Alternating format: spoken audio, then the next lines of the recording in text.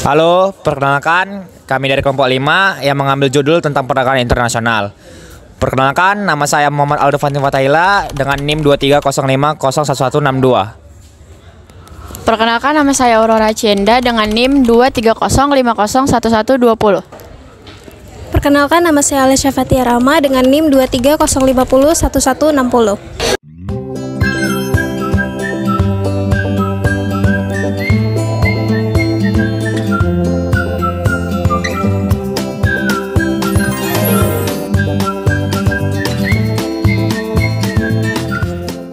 Secara umum, perdagangan internasional merupakan sarana untuk melakukan pertukaran barang secara internasional. Dalam 50 tahun terakhir, perdagangan internasional telah melakukan perkembangan pesat dalam ukuran yang besar. Pada tahun 1995, terbentuk Organisasi Perdagangan Dunia WTO atau World Trade Organization. WTO sendiri berperan untuk mengembangkan serta mendorong perdagangan internasional dalam proses globalisasi.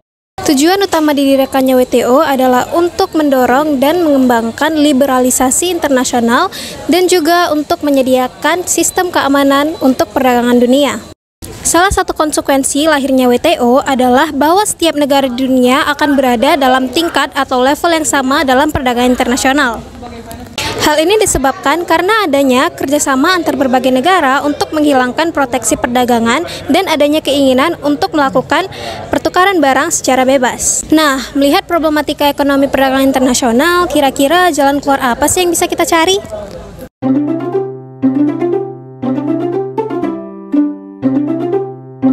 Apa yang dimaksud dengan proteksionisme dalam perdagangan internasional dan apa dampaknya terhadap perdagangan global?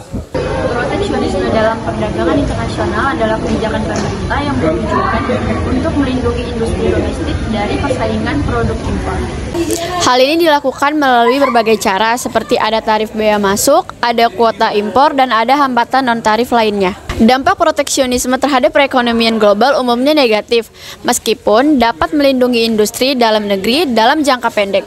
Proteksionisme dapat menyebabkan peningkatan harga barang dan jasa, penurunan pilihan konsumen, dan efisiensi ekonomi yang lebih rendah secara keseluruhan.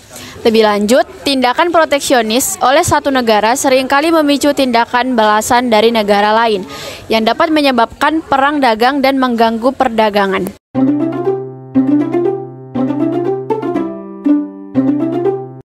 Coba jelaskan perbedaan antara perdagangan bebas dan perdagangan yang diatur atau regulated trade, serta berikan contohnya masing-masing.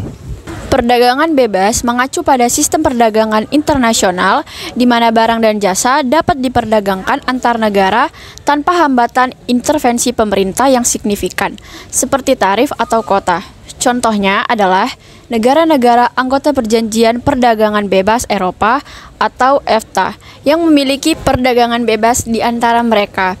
Sebaliknya, perdagangan yang diatur melibatkan intervensi pemerintah dalam perdagangan internasional melalui berbagai kebijakan, seperti tarif, subsidi, dan regulasi. Tujuannya bisa untuk melindungi industri domestik, meningkatkan pendapatan pemerintah, atau mencapai tujuan kebijakan lainnya.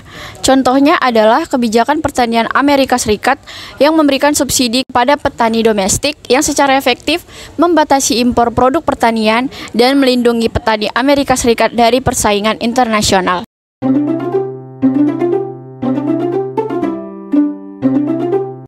Bagaimana ya perjanjian perdagangan internasional seperti WTO atau World Trade Organization dapat mempengaruhi negara yang berkembang? Perjanjian perdagangan internasional seperti WTO memiliki dampak yang kompleks dan beragam terhadap negara berkembang.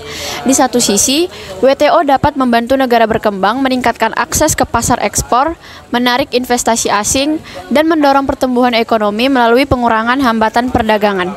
Negara berkembang dapat mengekspor produk mereka ke pasar yang lain yang lebih luas dan mendapatkan keuntungan dari spesialisasi dan efisiensi ekonomi.